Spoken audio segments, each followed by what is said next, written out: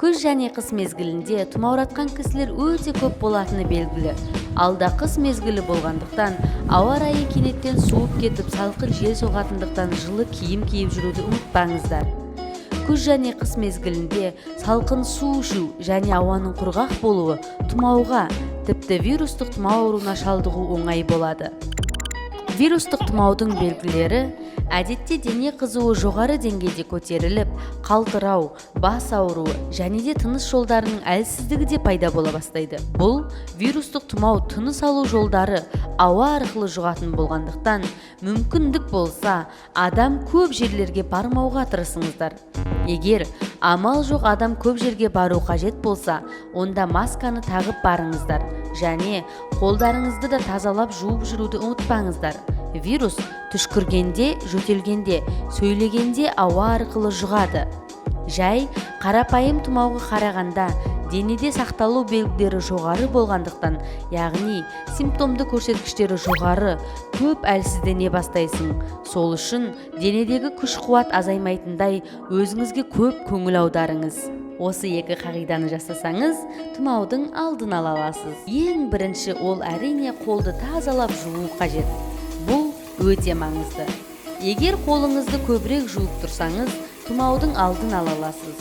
Дәл осы қол арқылы көптеген микробтарды тасымалдаушы болғандықтан, мүмкіндігіңіз болғанынша міндетті түрде сабынды пайдаланып, суға тазалап жуып, қолыңыздағы қалған суды жақсылап кептіріп, немесе сүртіп қолыңыздағы микробтарды өлтіре аласыз. Біз күнделікті қолданатын телефон немесе әмиян, болмаса міндетті түрде өзіңізбен бірге алып жүретін заттарда біз ойлағаннан да көп микробтар бар екенін ұмытпайық. Тұмаудың алдын алудың екінші жолы ол әрине жылы су немесе ыстық шайды көп ішкен өте маңызды. Жылы су немесе ыстық шайды көп ішсеңіз, құрғақ болып тұрған тамақты ылғалдандырып, тамақтың құрғақтануының алдын алады. Бірақ кофеин қосылған кофені ішпегендеріңіз абзал. Егерде қатты шаршап, стресс көп алып, әлсізденіп, амалдың жоғынан тұмауға шалдыққан жағдайда қалай жасау қажет? Тұмауратып қалып, амалдың жоғынан дәрі ішу қажет болса, әрине дәрі ішсеңіздер де болады. Тұмауға қарсы дәрі ішкен сайын вирустар күшіне еніп, келесі тұмау болған кезде бұдан да жоғары күші көп дәрілерді ішуге тура келеді. Алғаш тұмау болған кезде дәрі ішсеңіздер 3-4 күнде тез жазылғанмен, келесіде жиі тұмау болып, аурудың уақытысы да ұзаққа созылып, үздіксіз дәрі пайдалануға тура келеді. Егер тұмау болып ауырсаңыз, мүмкіндігінше демалып көп ұйықтаған абзал.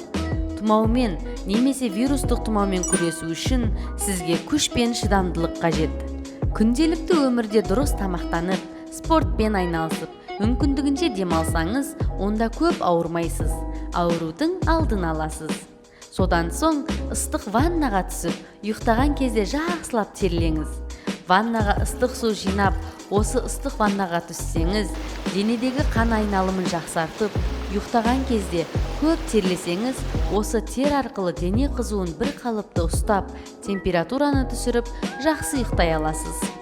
Содан соң үйдегі ауаның құрғақ болуына жол бермеу қажет, яғни үйдің температурасын ылғалды күйде сақтау қажет. Ылғалдатқышты қолдансаңыздар да болады. Болмаса, сулы сүлгіні үйге іліп қоюға болады. Ең маңыздысы, үйде кішкентай бала болатын болса, үй температурасына одан да көп назар аудару қажет. Шынында, суық ауа райына қарағанда, құрғақ ауада тұмау вирусы тез жұғатыны рас.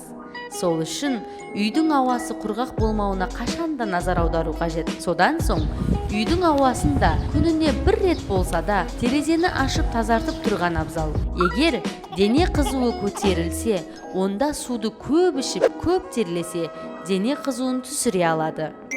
Егерде жөтел немесе қақырық пайда болса, денедегі жағымсыз бактерияларды шығарып жатқандықтан, жылы суды жиі ішіп, қақырықтың барлығын шығарып тастаймыз. Егерде бұл шығеттеріңіз ауырсынып, бас ауырып, әлсіреп, күш қалмаса, онда жақсылап демалып, күш-жігерімізді қалпына келтіруге тырысамыз. Күнделікті өмірде салауатты өмір салтын ұстану қажет. Дұрыс демалып, дұрыс тамақтанып, спортпен де айналысып, тұмаудың алдын алуға болады. бір рет тұмау болсаңыз жазылу да қиынға соғып, әбден шаршауыңыз мүмкін. Тұмаудың алдын алып, салауатты өмір салтын ұстанатын бақытты жандар болсаңыздар екен деймін. Рахмет.